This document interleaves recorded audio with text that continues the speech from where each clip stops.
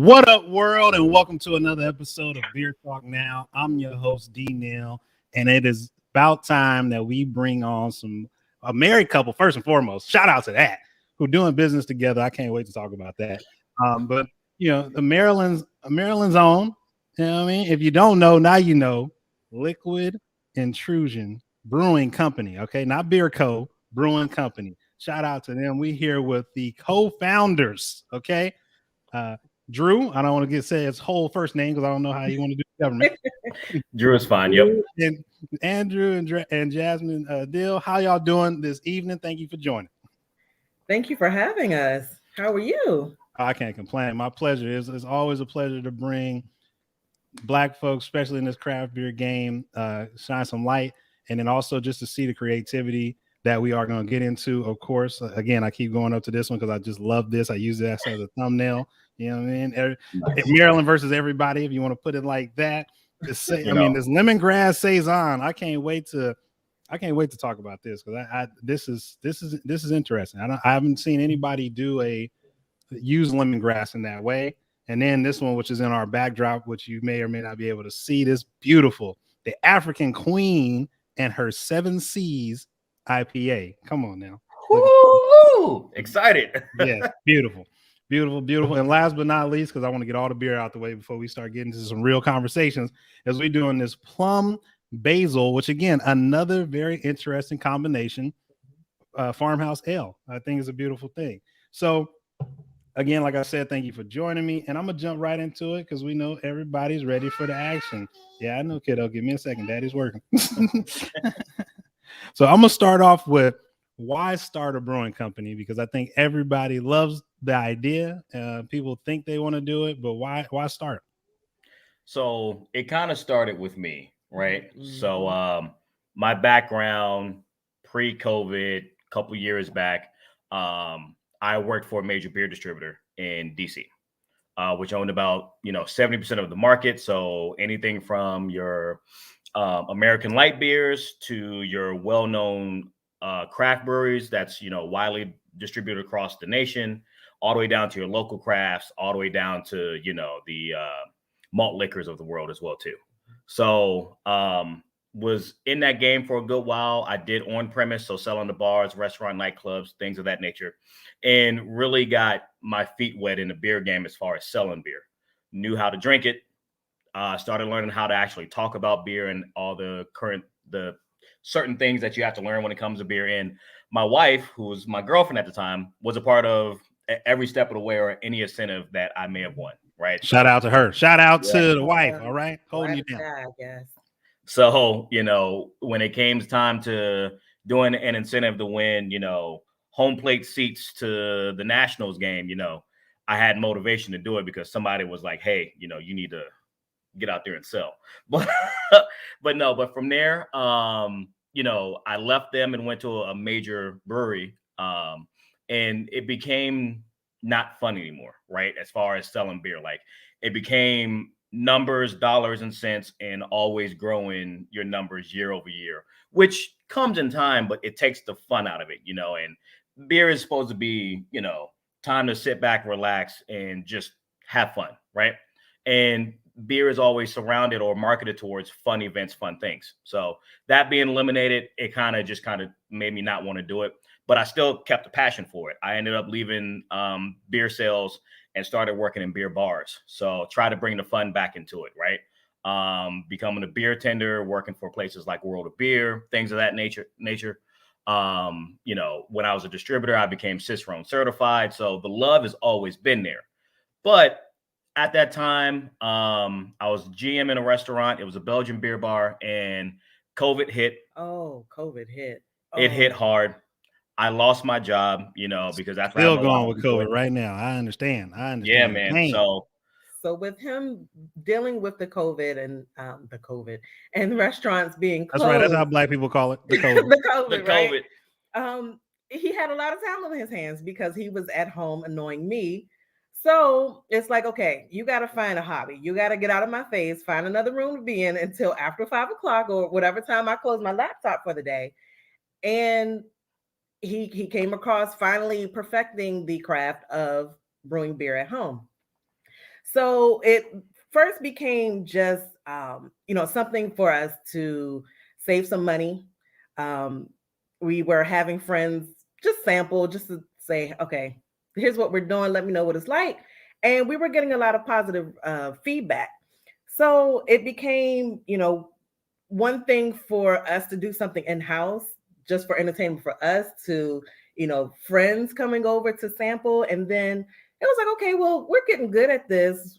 What about, turning this into something that hopefully we can, pass down to our kids and our kids' kids? Why not create some generational wealth in this? So it definitely evolved here, and here we are trying to make it big.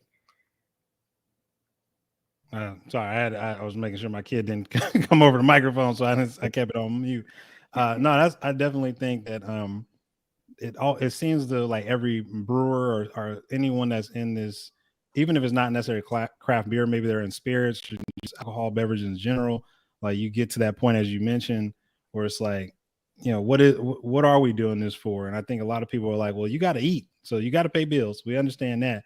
At the same time, I think a lot of people lose that first initial drive that had you want to just have the excitement and fun that made you wake up every morning and do it. So I'm glad that it's funny too, because you're transitioning into a business where you're going to be doing a lot of hours, probably same amount, if not more than what you were doing on your sales aspect.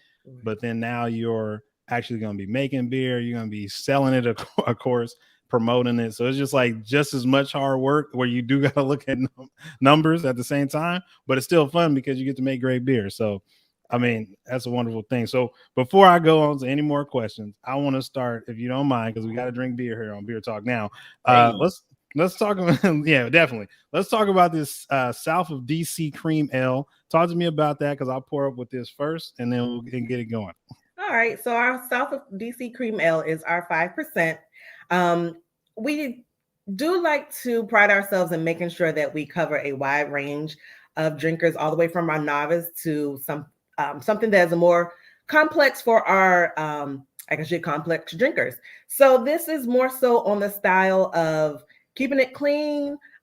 This isn't going to necessarily push you over the edge on a hot summer day. Sit under the tree, on a cruise. After mowing the lawn, things of that nature, And for us, the biggest thing was like, we're not lagering at the moment. So we wanted to make sure we had some type of liquid that's approachable for your lager drinkers as well. Exactly. And, for us, our notion with the beer, as you see, the label has the map of Maryland, the DMV. And, we're calling it South of DC Cream Ale because we are in Brandywine, Maryland, which is 30 minutes south of DC. Says it on the can. But hey, I learned something today. we definitely wanted this beer to kind of be that regional beer for Southern Maryland. We don't want this beer to go into DC. We don't want this beer to go north of DC. We don't want this beer to go to Virginia. We want to put Southern Maryland on the map, because when it comes to the brewery game here in Maryland as a state, they're either north of DC. There's a few in our county, but they're a little bit closer to DC, right on the DC line. And then there's about maybe 4 or 5 down here in Southern Maryland, if not more. And you don't get that many beer festivals down here. You don't get that much recognition to the Southern breweries down here. So for that, why not create a liquid that is easy approachable for Southerners, and have that, and just put Southern Maryland on the map. Got you. Hey, I got to pour it up again because this is and that's fine. That's what we call our crushable beer. Yeah, exactly. It is. I'm trying to save something for the family so they can share. My daughter didn't turn the lights off on me. She got a pee too. Okay, let's go to the bathroom. While we deal with that, what I want to ask, one of the questions that I was thinking about too is, as far as like, I think what are the biggest misconceptions that people have about like being a married couple and being a business partner? Because I think a lot of people don't. They have a rose-colored glasses aspect of that. So I want y'all to talk about that for a little bit, and I'm gonna shoot the camera to y'all, and I'll be right back. But I'm listening. Okay. So definitely, being married business partners is definitely not to a point where we're always going to agree on everything. even in marriage, even before marriage, you're two different people and with two different mindsets, individual thoughts. So especially when you're going into a business where you want everything to be right, but at the same time, you still have to make sure that your business partner is in cahoots with you or in alignment with what you're thinking. So it doesn't necessarily feel like, okay, I'm doing everything my way. You want to make sure it's a collaboration. And then it makes it difficult as well because you have to make sure that you're cutting off business hours and when it's time to be husband and wife. We do admit in the beginning, we're still in the beginning, the lines are blurred. Mostly my fault. But not necessarily to a point where, it's a major problem. We could be sitting here watching football and, having a good old time. And all of a sudden I might open a laptop, start working on a website, or he'll start looking up, new equipment, and we're still spending time together. We're still in the same space together, but we know that, okay, we were supposed to be watching football together. And now here we are working on brewery stuff. That's right. Yeah. The lines can definitely be blurred.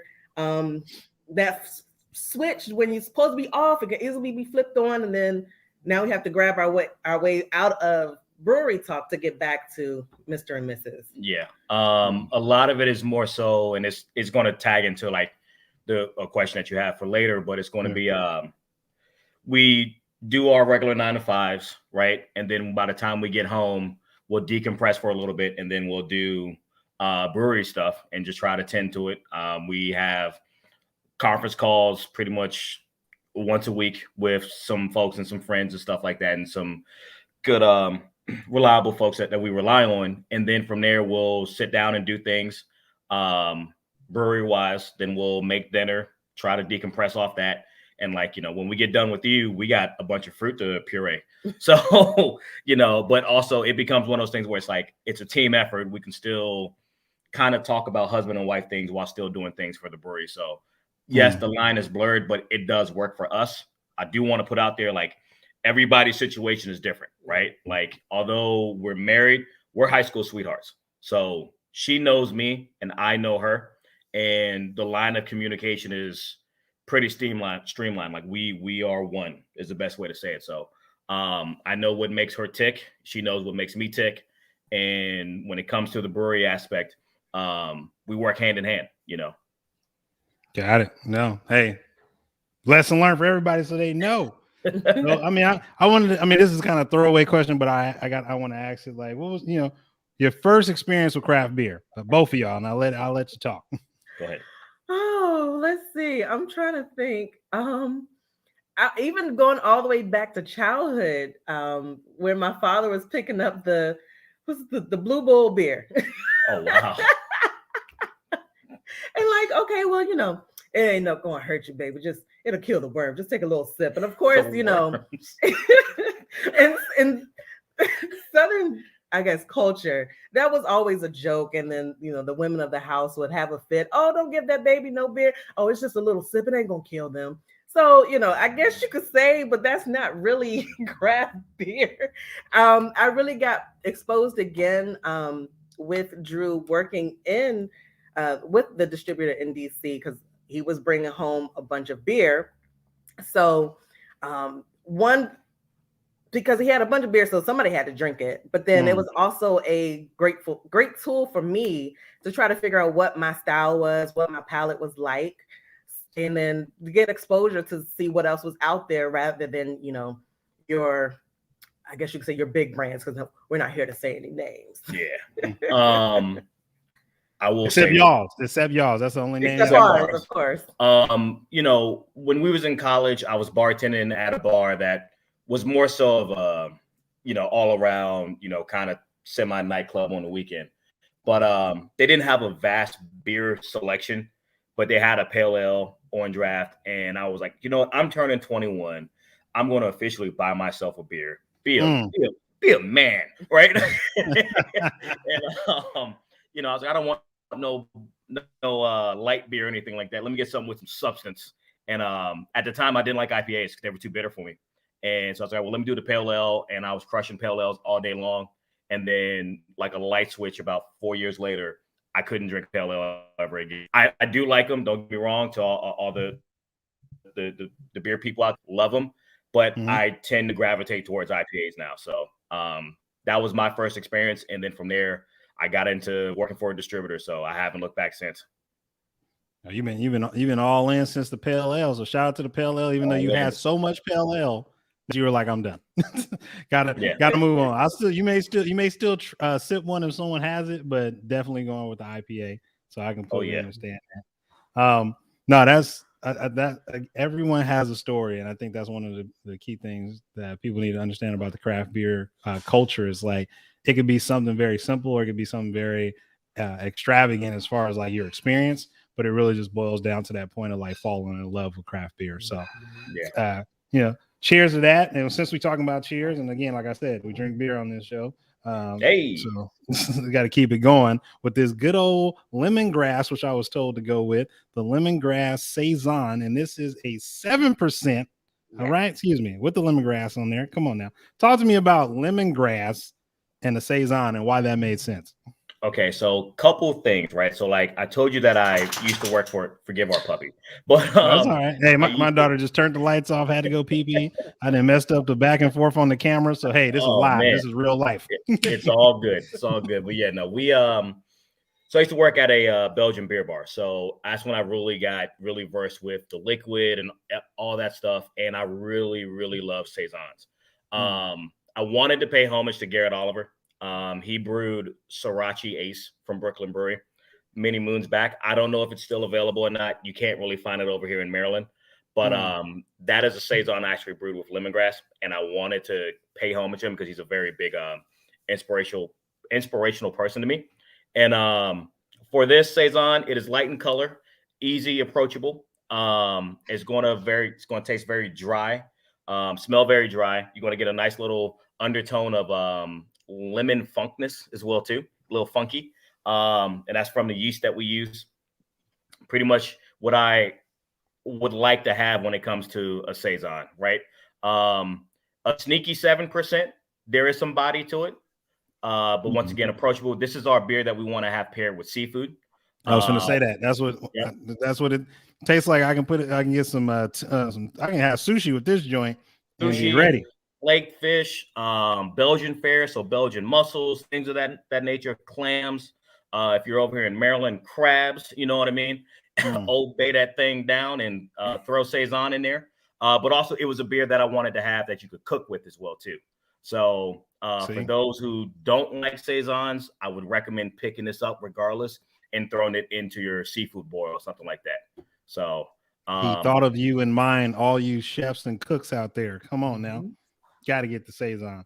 Now, as soon as you mentioned that with the yeast and it hits you. It's almost like it's almost as if I had hops in there, but it's really not that, but it's just that feel on the palate. It's almost like drinking an IPA. That was just surprising because typically with saison, you get more of that, to your point, that kind of fermented taste complexity to it, but this one is definitely one of those that's like it lingers. And if I can easily drink this, like you said, with seafood. When you said it, I was like, man, okay, that makes sense. This is something that is a good beer for patios, seafood restaurants, things of that nature. It's a good beer to approach that's semi-crushable for the summertime as well too. If you want to hunker down in the wintertime and have something that's a little bit heavier body but still light, this is one for you as well too. I love the fact that he pours seconds. Oh yeah, and the only reason I haven't drank in the whole can because I share with the family at the end of every episode. So I'm just trying to give everybody a little bit, but we will get more and definitely. For sure. What actually this segues into a question because you were talking about just Maryland, DC, Virginia, as far as like beer scene, craft beer scene, and how a lot of people may, especially in Maryland, be like, "Oh, we're gonna have a beer fest in Maryland." And it's like, well, maybe not. And I'm just like, yes, that is a perfect place where y'all are gonna start one. I'm putting it in the air, in the atmosphere, the positivity, and we're gonna pop up. The whole squad, the whole community. I'm gonna let them know, pop up to Maryland, and that ties into the question about Good old, I was called it the DMV, which I shouldn't have said DMV because now I'm like, I should have just said Maryland, but I'm gonna ask it anyway. So, what about the DC, Maryland, Virginia's craft beer culture is a must know for people who do not know? As I finish this lemongrass. Well, just as a segue, you can say DMV, especially in this particular Okay. area. Okay. We do call it DMV. It's okay. Okay. Just want to make sure. Want to be respectful of the cities. I know. So the biggest thing for the DMV is that beer wise, DC is the wild, wild west when it comes to beer sales. You can do almost anything and get away with it in DC. But DC is a very weird market, right? A lot of beer markets are 80-20, 80% off premise, 20% on premise. So off premise meaning chain stores, 7-Elevens, things of that nature. DC is flipped. It's 80-20 the other way. So we sell more kegs here because it's a very big, good restaurant scene in DC, Northern Virginia as well too, and then the surrounding areas in Maryland. So you sell more kegs here versus cases, but there are places out here where you can get a bunch of cases. So don't get me wrong.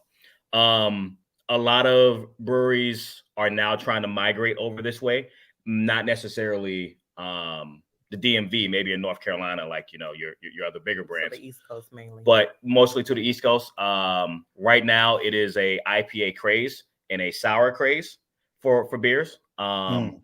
It's kind of like a copycat league is the best way to say it. About 4 or 5 years ago, maybe 8. Shandies were the thing. Which you didn't give me the shandy, but is that the seasonal joint? It is a seasonal. It is a seasonal. I got you. But no, I like the label on that too, by the way. I should put that thank in. Thank you. But no, so Shandies was a thing. Sours and our thing. IPAs aren't going anywhere. Anything from West Coast, New England, English style IPAs, you name it, it's here. There are a lot of hazies. What about hazies? Hazies. What about hazies? Yeah, hazies are there too, but we normally call them New Englands now.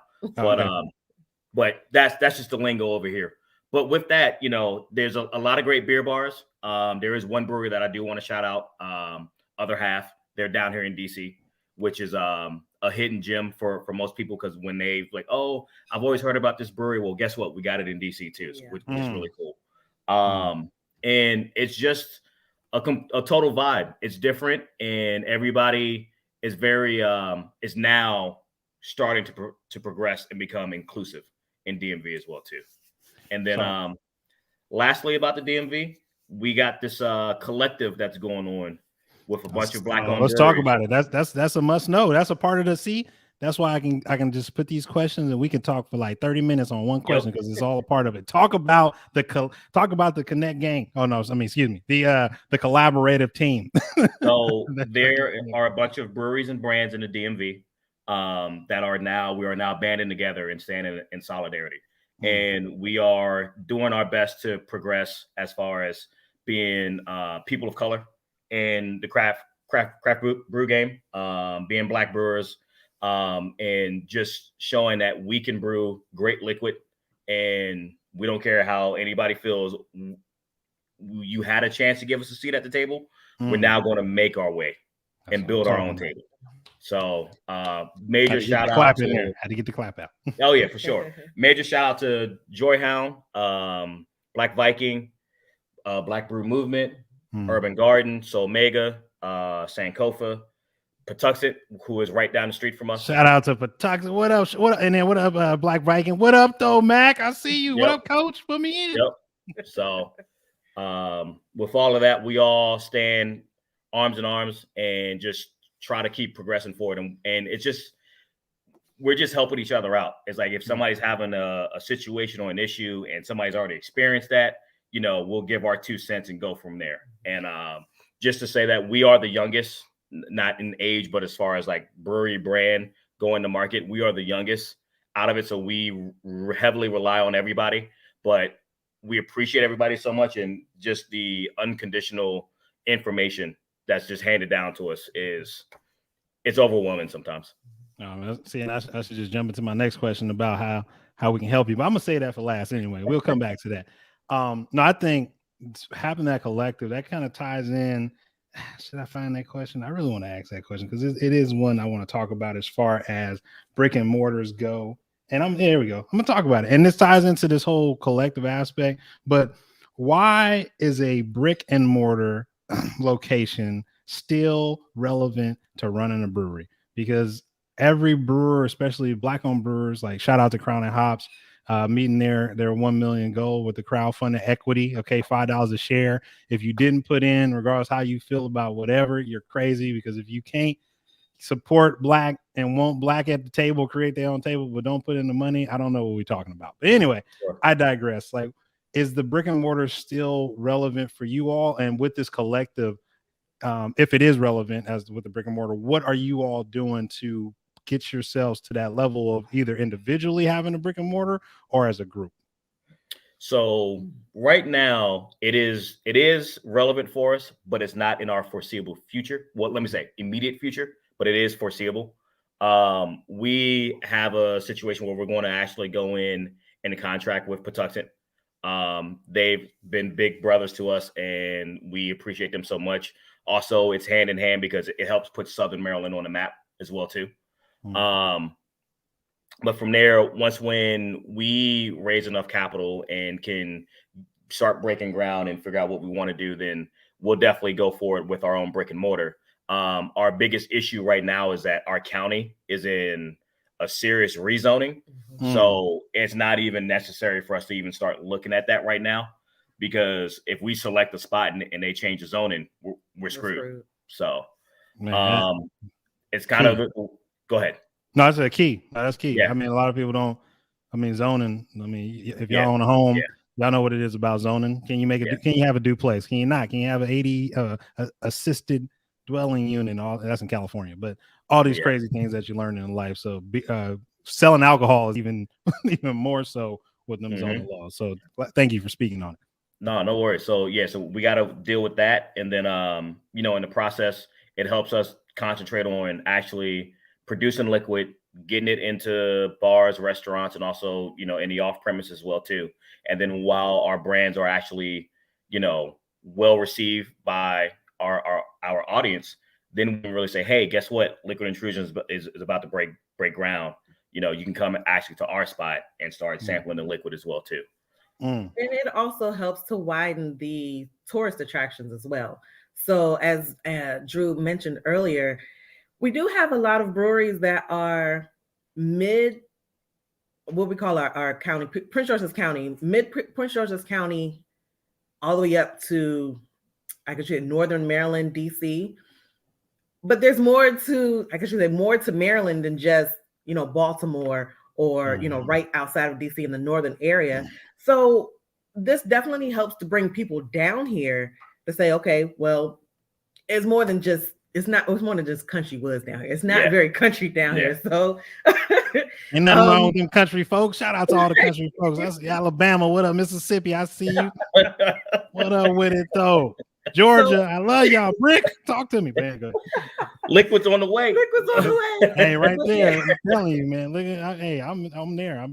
We serious about that. We definitely got to support y'all. But continue. I'm sorry for cutting y'all. No, you're fine. I love the South. I love the South. But yeah, just to create more of, I guess you could say we could try to create our own brewery tour here as well. So you can stop by Liquid Intrusion, you can stop by Patuxent, and then if there anyone else that's going to open a Black-owned brewery, you can, go ahead and make your way down there as well. And then, all these other restaurants and other tourist attractions is just try to bring more people down here. Yeah. And then another thing is that Prince George's County is the most affluent, predominantly Black county in the United States. And there isn't any craft beer representation when it comes to, African Americans. So there is another brewery that we're actually really good friends with. Shout out to Sheldon of Black Beauty Brewing Company. He's on his way as well too. And it's no race between the two of us. It's just as long as somebody makes it, That's a fact. And we're helping each other out, but we both have the same goal as trying to put this county on the map. No, that's a beautiful thing. Cause I mean, I think we look at competition and collaboration in the wrong way, you can still be competitors and collaborate. And so I think that's a beautiful thing, especially when you have it's like, it's us, like I said, Maryland versus everybody, because when it comes to craft beer scene, as you mentioned, it's like, oh, we want to do a beer festival, we want to do a beer event. Yeah, we're gonna skip. We may come to them, but we only gonna go to a specific location or a specific part, and that'll be like, no. Y'all gonna put some respect on our names, and y'all gonna pull up. So I definitely like that. My co-host is Can you get down for a second? Thank you. Daddy live trying to make this be professional. So with that, I wanted to ask this question, and excuse me for looking it up because I got distracted. When it comes to, we already talked about literally like the beers and why you added that, and we're gonna get to the plum and basil after we do the IPA. But I think one of the things I want to talk about is marketing, because I was listening a little bit, and also if Beer Talk Now community, if you're not looking at this video in the right way, your eyes should be looking at that orange right there. That orange is beautiful. If it's orange, excuse me, it could be a different color. I don't know. But like when it comes to like marketing and branding, what guidance are you utilizing to create opportunities for Liquid Intrusion? And I think that the collaboration or the collective that you're doing with the other breweries is great.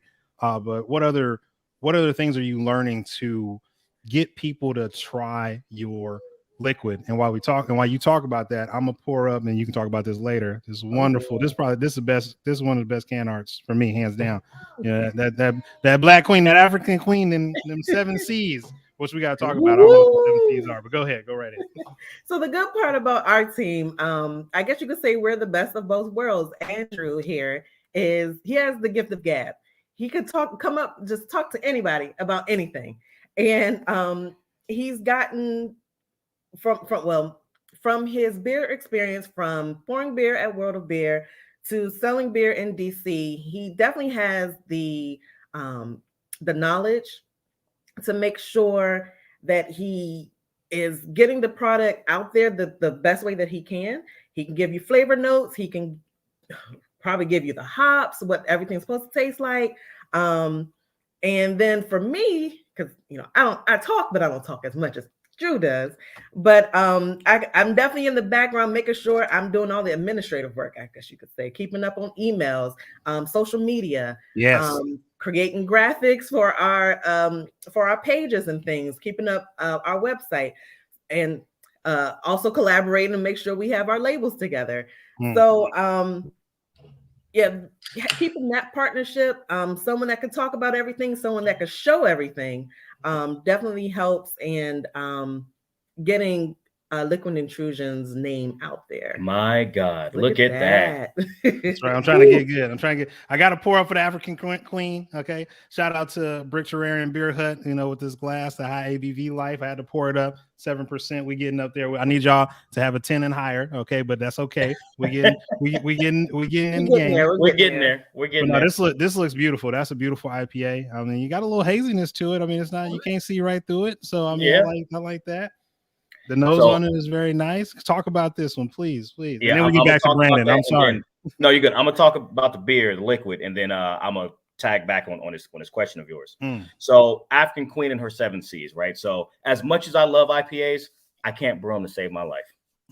I came up with the recipe, and I was brewing it. I was like, it's off, it's oxidized, it's not working. And then the wife said, "Get the hell out the way, I got this." And she's been brewing it ever since, and it's been that's perfected. My pride of joy there. Besides every some muscle that I might need occasionally, I'm able to make this IPA my thing. So African is brewed with our African Queen hops coming from South Africa to give you notes of stone fruit. Yes, which I got. Thank you. As well as our Falconess Flight 7 C's. So that's pretty much every hop that starts with the letter C. So Cascade, Centennial, Chinook, Citra, Cluster, Columbus, and Crystal. I only knew about 3 or 4 of them, Joyce. And that comes in a wrong name, and we was all gonna be laughing, but that's okay. Oh yeah. This is very. Go ahead. No, I'm saying, but with that, you definitely get stone fruit. You also get a lot of citrus fruit as well. It's a very complex IPA as far as the hop variety that we're using. But then also it's a little bit of a thicker body as well too. So something that we wanted to be distinctive, especially when we're going to be talking about African queens. You know what I mean? Fact. I'm all. You know, I'm all for that, hands down. Let's continue this marketing question. But one thing I do want to say about the 7 Seas IPA, the African Queen, is that the alpha acids from the hops come in way later after you literally swallowed it and you kind of just letting it sit a little bit. And I actually like that because it's very light on the front end of the palate. And that gives people who are always very anti alpha acids, which they call bitterness. Excuse me. They're like, this is something that I can see them drinking and be like, oh, that's not bad because it is very light. At least in as far as taste wise goes, it's not very harsh or heavy. And then you'll sit around, drink a 4-pack of that or a 6-pack of that, and then you'll be nice for the night. So I really do. I like this one because again, it's light. I know my moms will like it. My stepdad, he's big into IPAs all of a sudden, with hanging out with me drinking all these beers. So my father. But yeah. But let's talk about this. Let's continue about the branding and marketing because I love the gear. I think that's something that again, even with the Beer Talk Now logo, still working on myself. But like, what other things, or what are one of the big things that you learn from just being around and watching other people and seeing what they do that you've incorporated and flipped it and made it your own? And then what other things are you looking at to do bigger so that you can continually bring people in so that they can, again, have the Liquid Intrusion beer? So for us, a lot of it, especially for me, is based off of my experience, right? Being a distributor of a lot of brands, you can see what a brewery is doing to kill themselves off in their market. And I've heard, seen, witnessed, been a part of a lot of horror stories. And it's unfortunate, but also you learn from those things, and it teaches me what not to do with our brewery, right? Then from there, the biggest thing is, the perception to the consumer, to everybody that's consuming us. I wanted to make sure that we had a look that was slightly professional, but we could still be ourselves, right? Also, when it comes to the can art and all that stuff, I wanted to be something completely different for each can, but also it grabs your eye no matter where it sits on the shelf.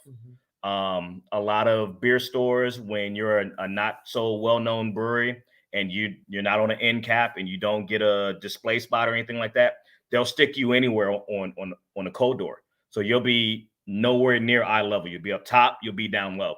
And I think that, trying to grab the consumer's eye with the can art is always something to do. And when you look at all 4 cans, it's very distinctive to something different. Like I said, the South of DC Cream Ale, that'll be just a Southern Maryland thing.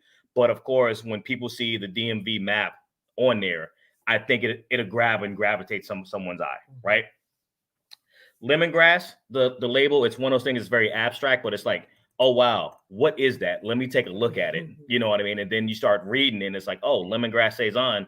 That's very interesting. That's, what you call craft beer. And then go from there. The African Queen and her 7 Seas, when it's sitting down, no matter where it's at, the queen will always show through. And the original logo was just the queen in the middle where the wording was. And I was like, no, we got to change that. We got to wrap it around. So if the can is sitting on a table and somebody walks by, ooh, what's that? Right. Yes. Or if you look at it on a shelf, our plan is to have lettering on one can and then the queen next beside it twisted to the side. And that's going to grab somebody's eye automatic, without question. And then the plum basil, it's just one of those other ones that's very abstract. It's different. And it's like, oh, what's this? And it's just like the lemongrass saison. You pick it up, you read it. Oh, wow. Plum basil. Who would decide to do that? You know what I mean? See, and that segues into the question I was trying to get to. So you just threw it in there. Let me find it. Look at me taking too long to find these questions. That's the leverage question. I want to talk about your ingredient choice and what made you choose those. But there we go. Nope. Biggest misconception. I can't find it. There we go. Got it. Like I said, we live, but we're going to be honest. So again, incorporate, again, lemongrass. I mean, this literally, because we're going to start drinking this in a second.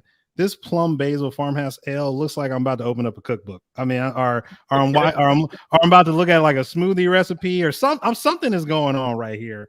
And I love the pink in the background because it really does showcase the way it's set up. Like I'm literally about to do something fancy. So, what made you incorporate things like lemongrass, which again, you talked about with that seafood aspect. And I think that is amazing. But more specifically with this plum and basil, which we're going to get into after I finish the 7 C's IPA, what made you want to put plum and basil together in a beer? Because we've seen a lot of not crazy things. We've seen a lot of interesting combinations that turn out great and some not so great. So that was actually what we call our happy accident. My parents have a plum tree in front of their house, and it was in the beginning of spring.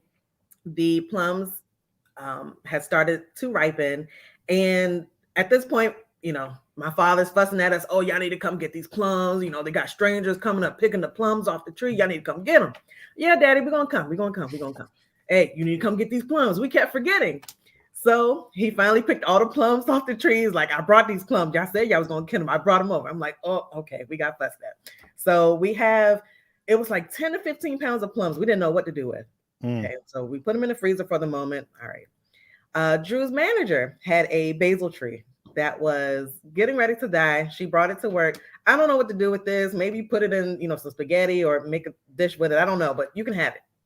So Drew brought home a basil tree. I'm like, what the heck are we going to do with this?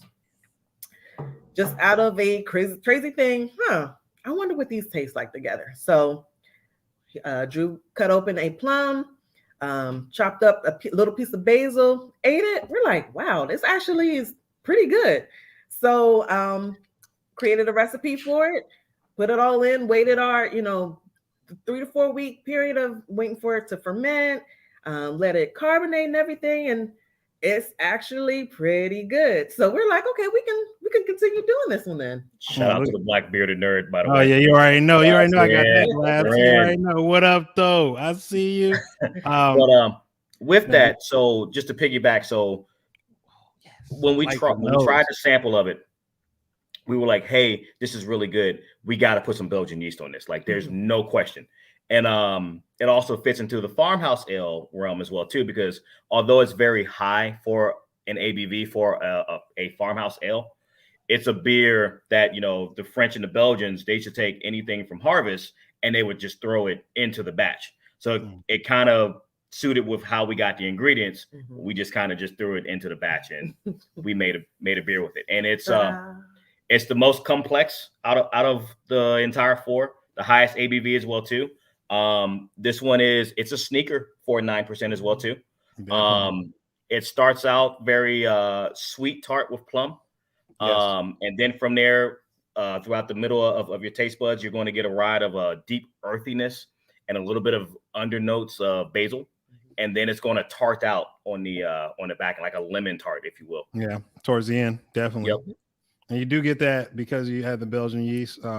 That's up front on the palate, and it still lingers right there. But all the other flavors that you just mentioned, all the way in the back. And I think I'm big on aftertaste for myself personally. So this is one where I'm just you're gonna knock this back. You're gonna have fun with this one at 9%. I probably could do like 2 or 3 of these, maybe 4. Shout out to Brick. I could probably do 4 of these. But no, this is nice, and I love the color on this because once you said you got to throw Belgian yeast in there, I was like, that's what it reminded me of, like just the color aspect to it. So yeah, hands down, I'm gonna say if I gotta pick my favorite, I think just the one I'm gonna have to go with Maryland versus everybody, just because it's just as crushable as and then cream ale is just easy to drink. But this one is like, this is what I'm gonna pull out. Start off with the crew, like, yeah, we're gonna drink something 9 and above. We're gonna have to definitely do the plum and basil, and I definitely like. You still get the aspects of the plum right now as I'm talking, very effervescent as it evaporates. But oh yeah, this is nice. Thank you, brother. I'm proud of both of you. Shout out to both of you on that one. And I can't drink the whole can because, like I said, I'm supposed to be sharing. Yeah.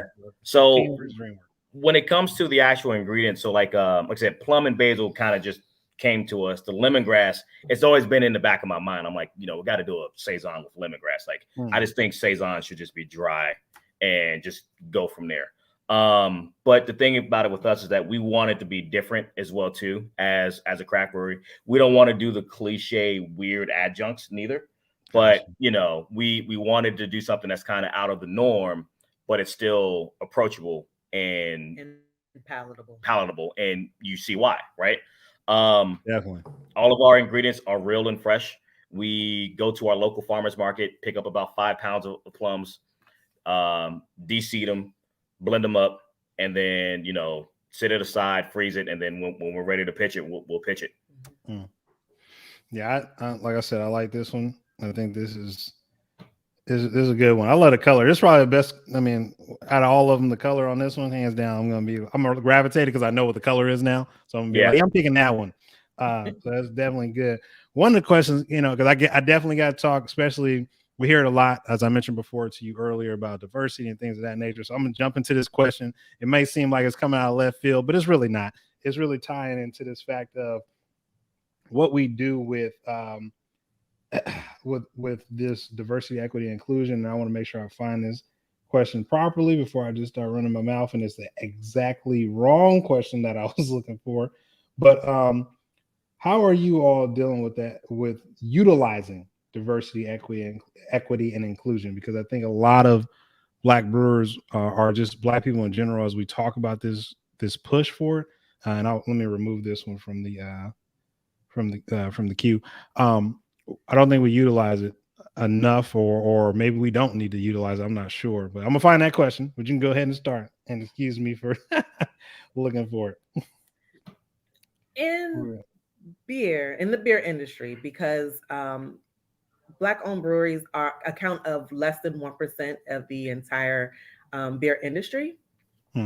We definitely want to make sure that we're all pulling each other in rather than doing a crab in the barrel type of mentality where, you know, like you said, it's not a competition. We just want to at least make sure that we can create a platform that we could all pull each other in. And then maybe one day we can just say that we are a brewery rather than having to market ourselves as Black owned, because, and this is just in my opinion, I do feel as if to a point, people may exploit going to certain businesses just because they're Black owned rather than going because they have great product. And we do have to be careful to make sure we don't go out there just because it's a great opportunity. We want to make sure that we are shown in the best light as well. Yeah, that's. I'm scared I'm sorry if I went a little too. No. You went exactly where we need to go. Speak, but no. For me, you know, being in the beer game, I'm so used to being a unicorn because I was the only Black person on the on-premise. I wasn't, you know, like when people see me, and of course, you know, my name is kind of, you know, when you see it on an application, it's you wouldn't think I was a certain shade is the best way to say it. But, you know, I would get that a lot when I would walk into a bar or a craft beer bar. And it was like, you know, I wanted to speak to Andrew. You're speaking to him. You know what I mean? And I've dealt with stuff like that. But like to see where the craft beer industry is now, I'm happy. But there's a long way to go, right? And there's a lot of things that we need, not just when it comes to having Black-owned breweries, right? We need Black farmers to grow malt and crops and all that stuff. We need Black hop farmers, right? Yeah. We need Black biologists and scientists or chemists for yeast, you know? We need Black retailers, you know, corner stores, liquor stores, bars, restaurants, whatever it is that you want to call it. So the circulation of the dollar keeps going around, right? Because you don't have that. Like if I look above us for us to purchase all of our raw materials from, there's not that many Black owned ones that's out there, right? But also for us with our branding, we have a couple slogans and stuff like that. So one, Liquid Intrusion Brewing Company, 2 meanings, right? One, it's about how porous water is through malts to create wort, in turn to create beer. So scientific. But I like that. That was a bar right there. There you go. But then secondly, you know, we want to intrude on this market that's underrepresented of people of color, women, LGBTQs, things of that nature. And for us, it's all about the liquid. right? Like it should never have, we shouldn't have to have this question or have to answer or have that be asked to us or just however it should be, right? It should always be about the liquid. We don't care who you are, where you're from, your skin tone, your orientation, your credit score, whatever. It's all about the liquid. And if we can keep that mentality, may the liquid always prevail. Yeah, you answered like 2 questions. I didn't even have to try to find them. I was looking for them. No, I think one of the things I want to ask to add on to this aspect, because you mentioned Black farmers and biologists, and I watch a lot of Roland Martin Unfiltered. So shout out Roland Martin Unfiltered. If you don't know now, you know. He definitely talks about when we talk about HBCUs, historical Black universities, that they provide the most doctors, the most scientists, and I think one of the things that I get a lot of times is cost, like cost of for a black farmer to do to hops or malt. It can be very expensive, and you have to find. It's not as like soy, corn, oats, these type of things that are just high turnover. I mean, you can just make rows and rows on your acres of this crop, and to get it sold. So, I mean, it's tough in that sense. But I mean, have you found Black farmers and biologists who are interested in either hops or doing the yeast or anything of that nature, and talk to them, or like what ways are you reaching out or looking to see if you can do that? Because I know it's hard to find them, or not hard to find them. Maybe you find them, but they're not doing that crop because, again, it's like, what money am I going to make so I can keep these lights on and pay this tractor and all these things like that? Like how are you approaching it in that sense to find them and talk to them and encourage them to get into this business, and that it can be lucrative, but you got to start somewhere. So to be guilty right now, we're not, honestly.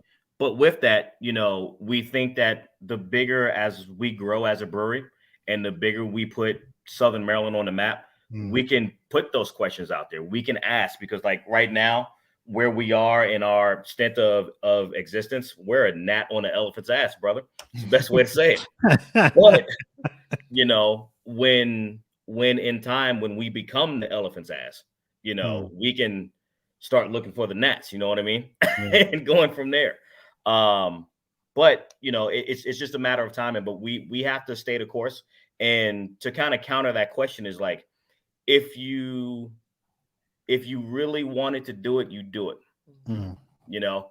And that's kind of the way it is for us. Cause like we started this in the garage, you know what I mean? And now we are where we are now with the beautiful orange, and we're trying to make this a thing and create generational wealth. So we really want this. We're going to make this a thing. And for those who are out there, because to my understanding, biologists and chemists, they're like, oh, yeast, that's easy.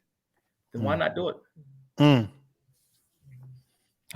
Man, see, you dropping you mic dropping out here, and I like it. That's what I'm talking about. We gotta do it. And then also we just gotta understand it's work. And I think even like doing podcasts, a lot of people are like, oh, you do a podcast? Like, a podcast not easy. Yeah, you see a lot of the Joe Rogans and the shout out to Earn Your Leisure. Hey man, so we're gonna background of that as well. Yeah, we're gonna jump in on that one, because I have a podcast as well. Let's talk about it.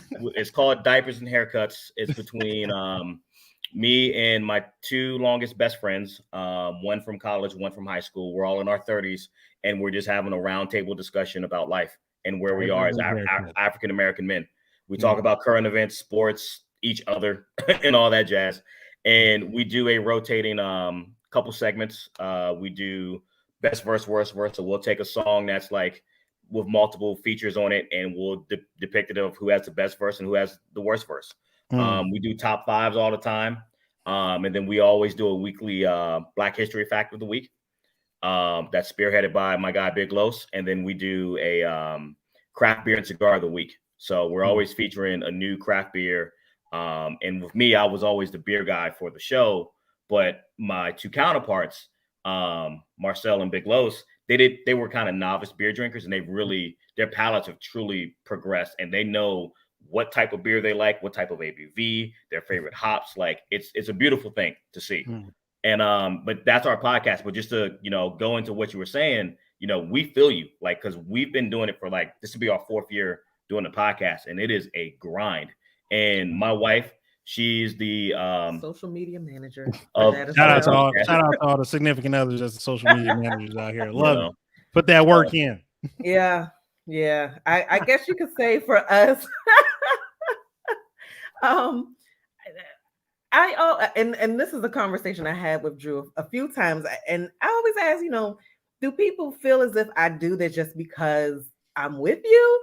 And that's part of it, but at the same time, I do want to see y'all flourish. And I know that in the same breath, y'all can't. I mean, there are some people that do everything, give it up to them. But what can I do to help get y'all out there as well? What can I do as far as creating graphics, scheduling posts? What can I do? So that was just me volunteering. I didn't necessarily. No one asked me. I mean, well, Drew asked me, but I could have easily said no, and I didn't.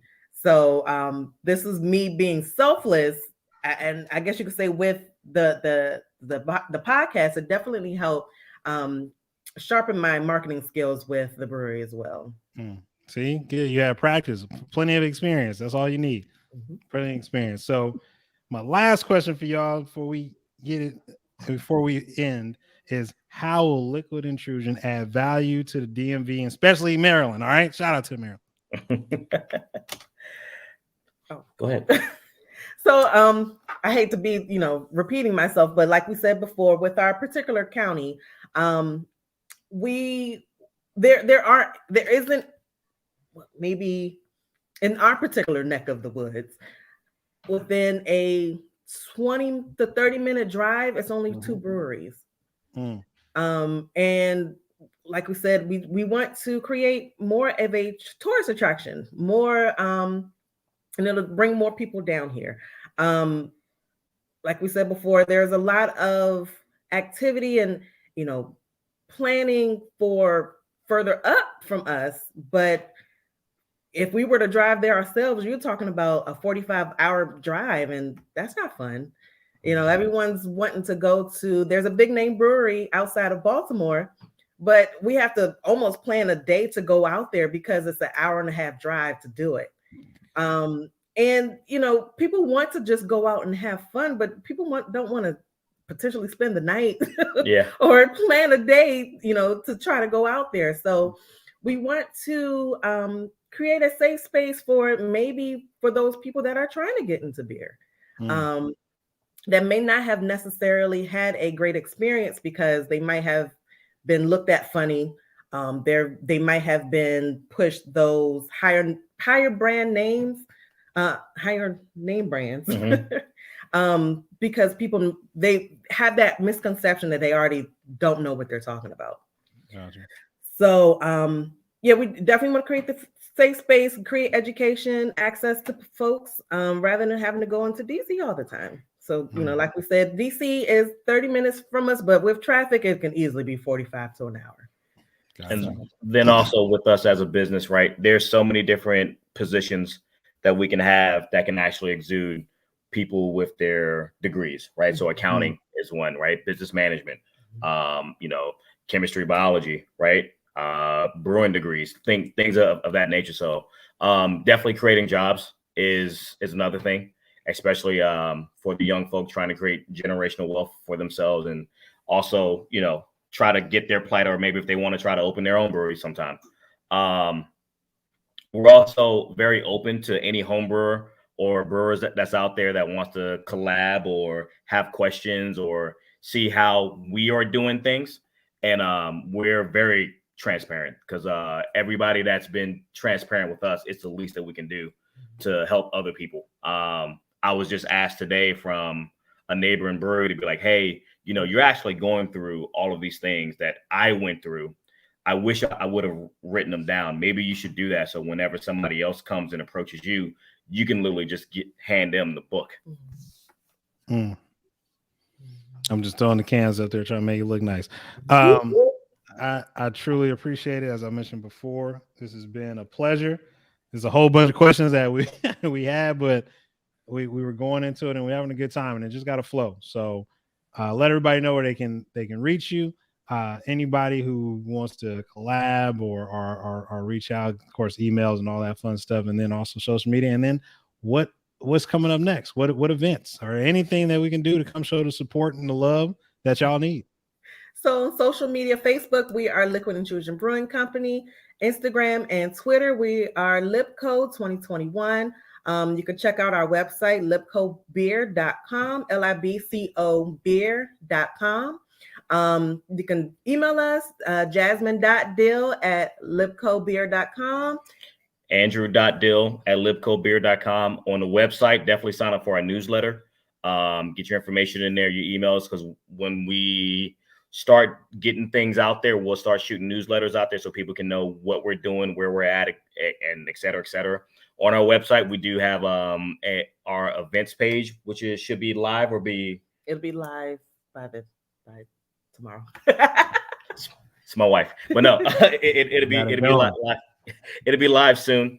And just so you can stay in the know with everything that you got going on, me and my wife, we manage all three of them. So if I don't see it, she sees it.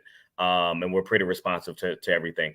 As far as events, we have Meet the Black Brewers. It got postponed this month, pretty much because of COVID, but we wanted to do something bigger and better for Black History Month. So we're going to have it at the Brass Tap in the National Harbor, down in Southern Maryland, if you will, Oxon Hill area. The Brass Tap is a big corporate chain, but this franchise is actually owned by a Black husband and wife. So we wanted to make sure that the dollar circulated there. And it'd be a great sampling opportunity for everybody to come out, watch the games, TV, and just talk about, being Black and beer, things of that nature. We do have that'll be February 24th. And that's a Thursday, probably around 6 p.m. onward. And then February 19th, we'll be in Litchfield Heights, Maryland. Lithicum Heights. I have a list. And it's February 19th. That's at a place called Whitey's. It's an off-premise store. We'll be there pouring liquid and all that stuff so people can come in, sample, and get to know us. That's in Northern Maryland. So for those that are up there, definitely come up and come out. And our biggest goal this year, because we introduced ourselves at Barrel and Flow last year during shout out Barrel and Flow. Shout out to Dave Bracey. We introduced ourselves during the bottle share. So we got approval for that, X, Y, and Z. A lot of people got to taste the liquid. The next, at the Brewers Brunch, people said, go home thinking that y'all are a brewery. Y'all are not home brewers because y'all know what y'all doing.